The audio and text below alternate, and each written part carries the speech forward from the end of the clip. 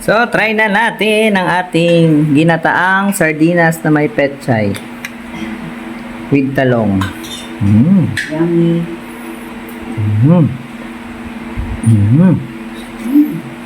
Sardinas. With siling green.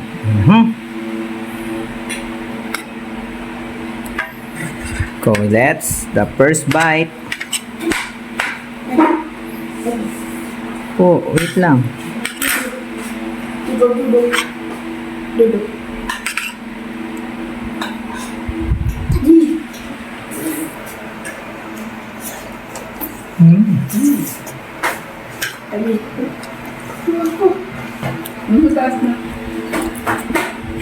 So, ayan, magluluto tayo ng ginataang sardinas kahit anong brand yan. So, ayan. So, nagpipero nga pala yung talong. So, pinikit na natin yung talong. Ayan. After prituhin yung talong, iset aside na natin yan.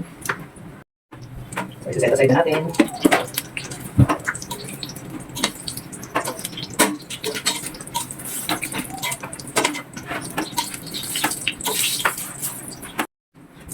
Yan, pagkatapos natin prituhin yung talong, syempre, lalagyan na natin, igigisa na natin sa pan yung luya.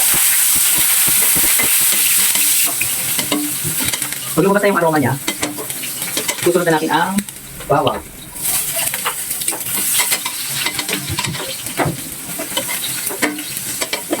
After ng bawang, syempre, sibuyas.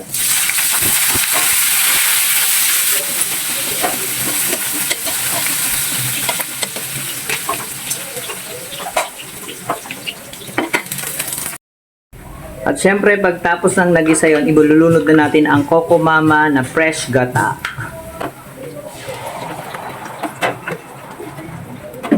Bali, lulutuin lang muna natin yung gata. Kaya iiwanan muna natin. So, ayan, naluto na yung ating gata. Ilulunod na natin ang ating sardinas or ilalagay na natin. Kahit anong brand yan, ito may brand ako dito. Bali, tatlo to. Ayan, Fresca na may maangang tsaka hindi. Then, syempre, Youngstown. Para hindi ganun kaanghang. Lunod natin.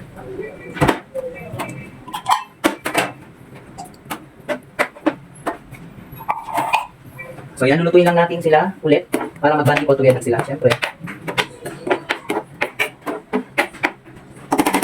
Lulutuin lang muna natin sila. Syempre, na medyo kulukulo na siya, lagyan natin siya ng siling green.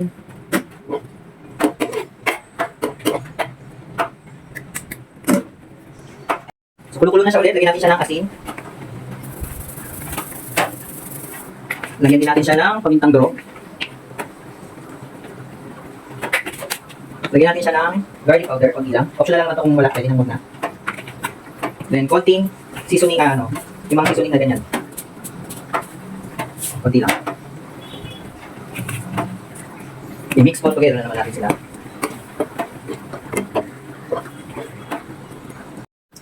Ngayon, ilalagay na natin ang ating pechay. Kahit hindi nahiwain, okay lang.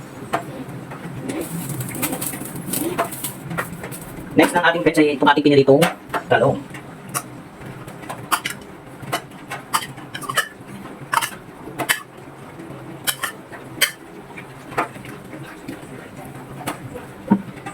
Looks yummy na. Then, hintayin na natin siyang maluto yung pechay at ready to serve na. So, mamaya natakan muna natin. Hintayin lang natin siyang maluto. Then, ready to serve ng ating ginataang sardinas na may pechay at may talong. At yan na, luto ng ating ginataang pechay na may talong. Usok-usok pa yan, oh.